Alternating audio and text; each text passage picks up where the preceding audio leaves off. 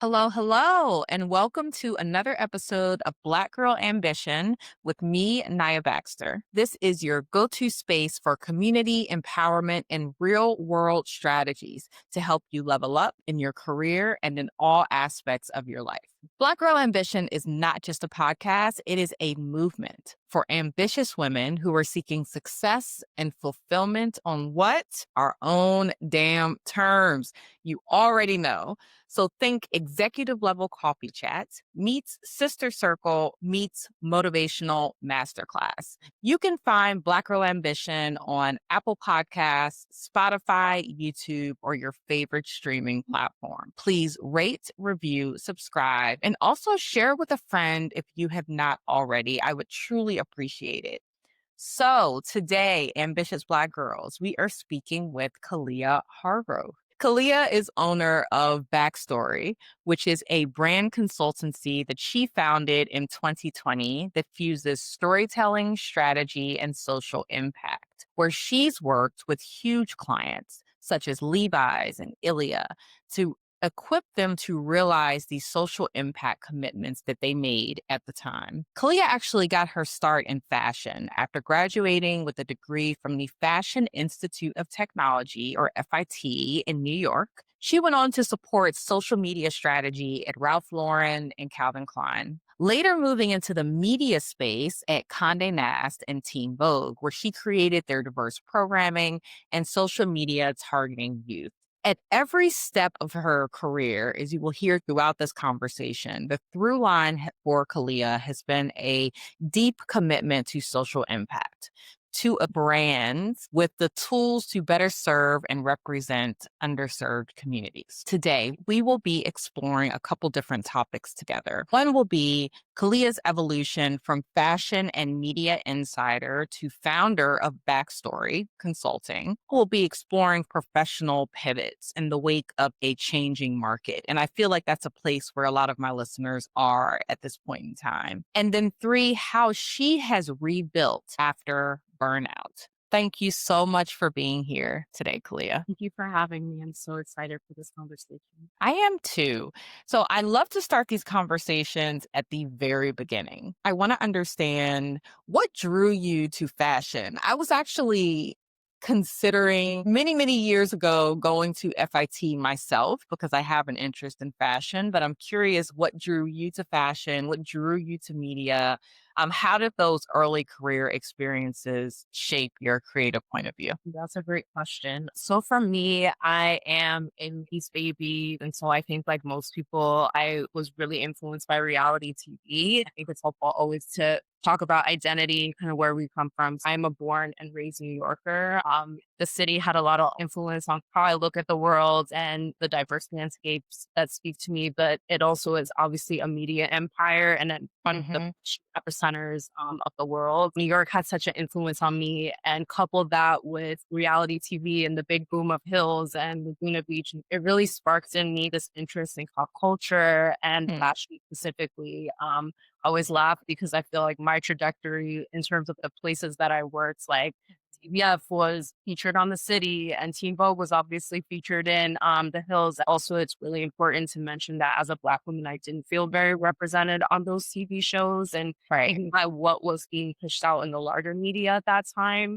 I didn't necessarily see myself in it, but I was influenced by it. And all those things combined led me to where I ended up. I very much remember that time and the pop culture conversions of these reality shows. So it's so interesting to hear how that influenced the career choices that you made. So your mom worked in social impact Yeah. your entire life. How did that influence your decision to merge storytelling and purpose in your career? I think for her, it was a surprise that I went into such a creative fields.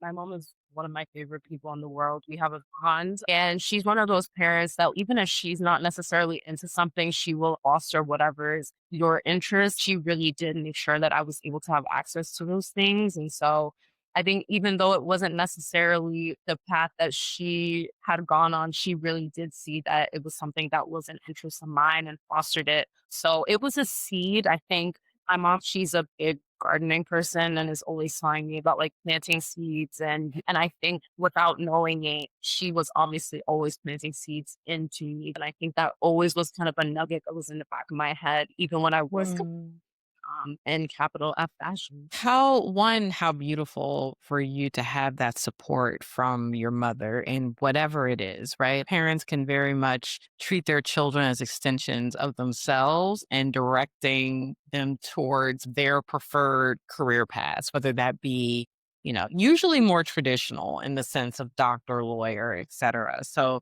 that one, I think it's a blessing. But two, outside looking in, I can see how all of these little pieces of your upbringing and your story fit into this path of you creating backstory consulting.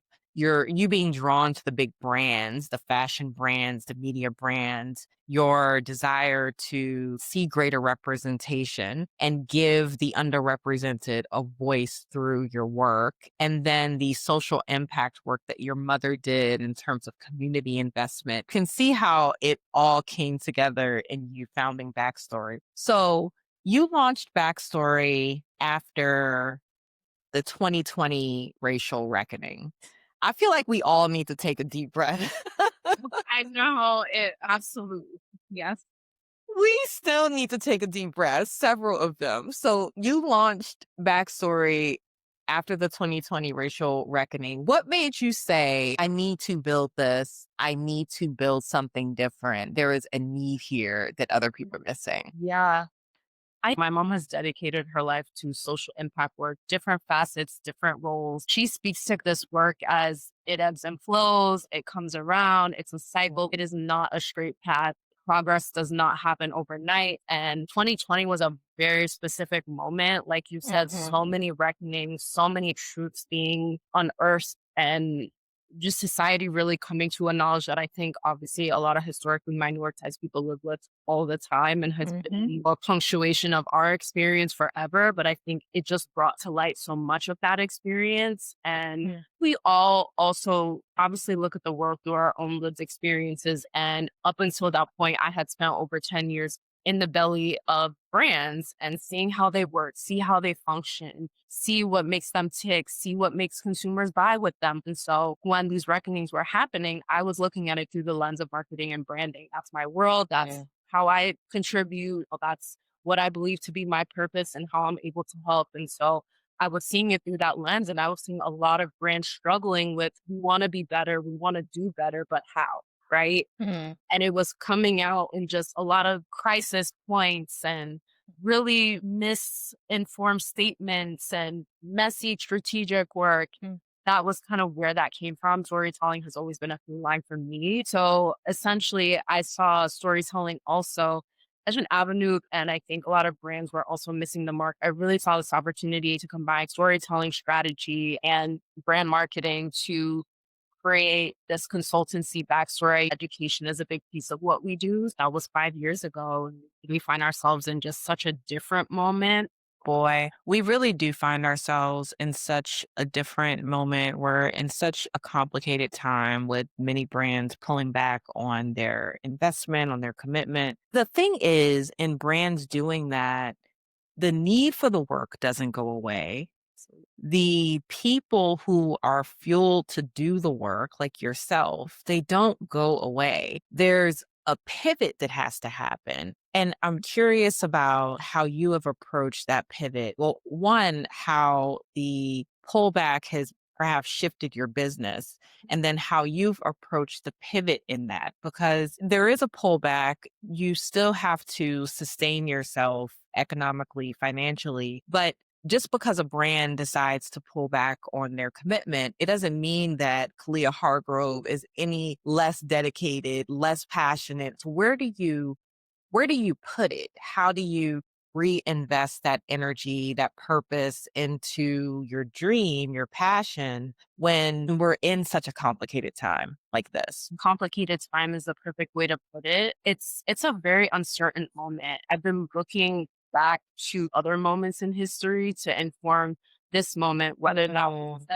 70s. I was just watching a really great documentary about Ms. Magazine, Gloria Steinem, and the women of that movement, and mm, that come to be. Nobody wanted that magazine around. And so I think looking back to look forward is always helpful, pushing the boundaries and trying to create different ways of working and living in the world.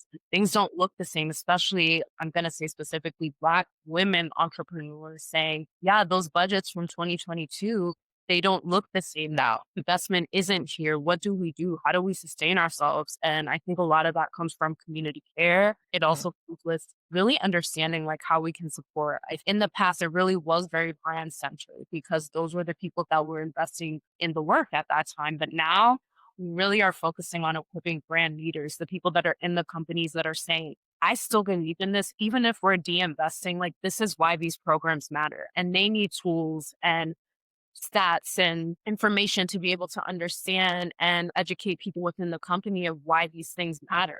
How do we adapt? Because I speak to DEI work as a journey, and it really is one. And I think in journey, sometimes you go to the left to go to the right. Like it's not again linear. So how do we in this moment figure out what are those next steps forward? And right now that pressure is coming on the brand leaders themselves in a way that they just haven't had to deal with in the Mm. past. With the investment of certain projects that maybe they spent 5 years putting together and really still believe in. Like, what does that brand leader do? Our focus this year is equipping those brand leaders, providing them with webinars, creating events, knowledge share between brand leaders. When I was working at brands, I often felt like I had my coworkers, but I didn't often feel like I was learning enough in other brands and how they were strategizing. And again, I think when we think of community care, we don't often think of it in that way. I'm working at this brand and someone over there is working at that brand. We can learn from one another. Like we don't in the corporate setting, I think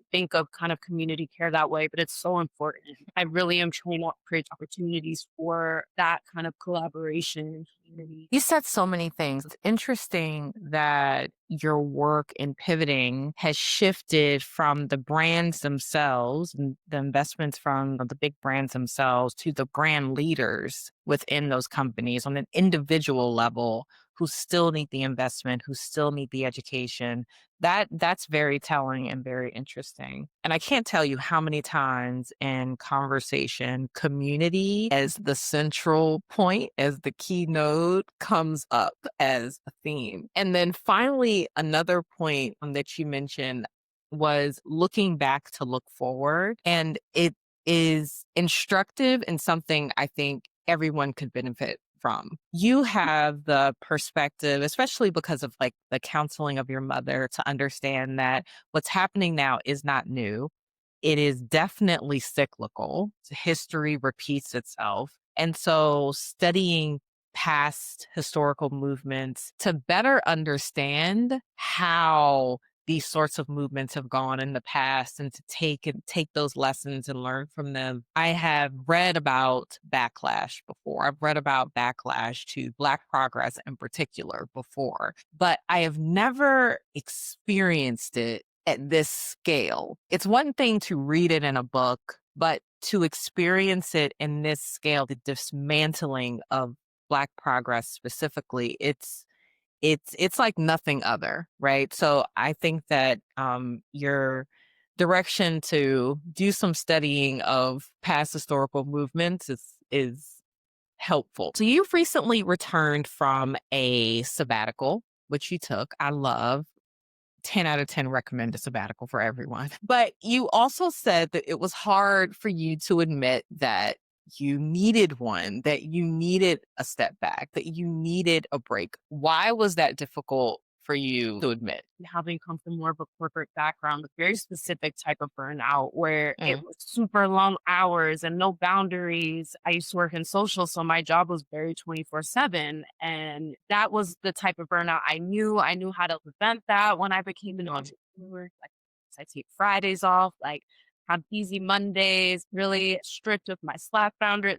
But no one talks about building burnout. And even if Mm. you're doing something that you love, burnout happens. Building something is not easy. Coming up with ideas all the time. I would say in the past year, we've internally thought about pivoting at least like 3 times. Who are we serving? What does this look like? Our customer base is shifting. Like it required big strategic thought and brain power. And Mm. that comes at an expense because I didn't recognize it as the burnout that I knew from my corporate life. And like I can just keep pushing, push, just keep going, zillions, right? All things that we very intimately as Black women. And so Mhm.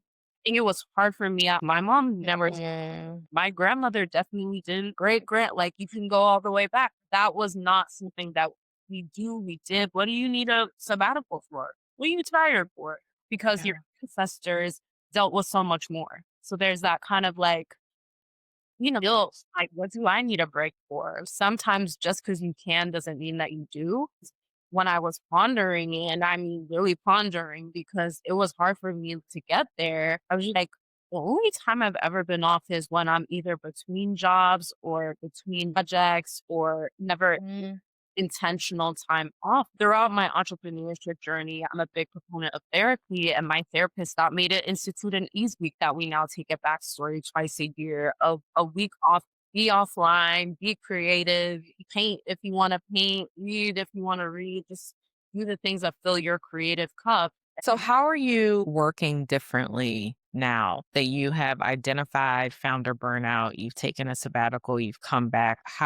What has changed how you approach your work or your day? One of the things that I did during the sabbatical, especially as I was kind of minding into it, I eased my way in. I think any founder will say being able to just turn off is really hard. You go on a vacation, you're still here, your business baby, like in the back of your mind, even if you have coverage. So in my ramp down, I made a list of every single thing that was burning me out that I just cringed at doing, or that every time I did it, oh, I'm so tired, or this is irritating to me, or that list was really helpful. I was able to pull from that new boundaries for myself. I want to work more on asynchronously. I don't want to necessarily have to be tethered to the computer. I want to work outside when I can. I want to have seasons for the day where the first 2 hours I'm making breakfast and writing my intentions out and looking over my to-do list, but I'm not sitting and doing emails and strategic work right away. I give myself a moment to ease in. Absolutely. It's like that burnout and that pace of working, that way of working just becomes a badge of honor for many. So those are really, really great tips. I want to shift a bit to what I call your founder glow up. You moving smarter and not harder and running your business. So you recently completed, you told me, the Goldman Sachs 1 million Black women Accelerator. Yeah. What was that program? What were some of the components of the program? Thank God it's still around. Yes. How did it benefit you? Oh my goodness, like so many ways. So I'd always recall this moment during the orientation where they had us all in an auditorium. There was 300. Okay. I was in the first class where they increased from 150 entrepreneurs to 300s. And I realized this was the first time I've ever been in a space like this with Mm. Black women. We all are entrepreneurs. We have such a diversity of businesses, and the experience was priceless. Just seeing the diversity of Black women and representation. We had everything from psychologists to product-based business. Essentially what the program is kind of mini MBA meets community experience. You are getting a lot of business education on everything from finances to marketing and target personas. You meet in person twice, but between that, you are doing modules and different programming. But then you also have the support of an advisor.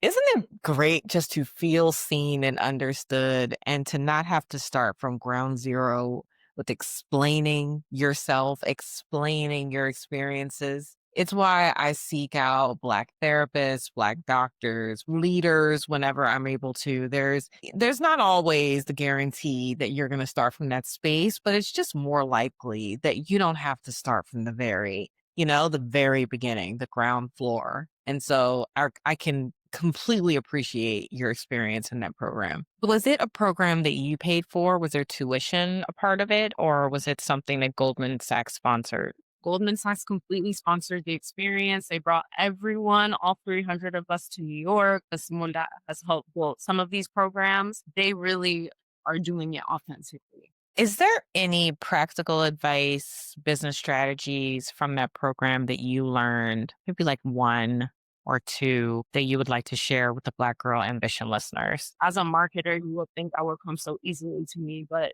being able to walk through the demographics, the psychographics, what are their behaviors, what makes them purchase, what is the customer journey, they had us map Mm, each piece of that. And I use that every day. I think really having an understanding of who your customer is when and why they come to you, whether that's a product based business or service based. mhm, And something that's not so practical, but they did a lot of work with us on mindset. And one thing mm, that to me was a fixed mindset. I wasn't familiar with, but they had us do an exercise about something that we had a fixed mindset about. And it's funny, mine was running. I was like, I can't run. I've never been able to run. This is not something that I do. And by pure coincidence, throughout the course of the program, I ended up signing up for a half marathon to support a my friends' nonprofits. And I ran that half marathon earlier this mm, year. So it just goes to show mm. they mix that mindset with the practical, which I think is so much being an entrepreneur is you need to know how to balance your boats and what your target personas are, but you also need to, when the going gets tough, be able to say like, no, I don't have a fixed mindset about this. This is what an entrepreneurial mindset is. This is how I want to level up. These are how I'm taking care of myself on a spiritual level. I'm excited to hear you say that for a couple of reasons, because I think that in our society, when we think about successful businesses and successful leaders, we think about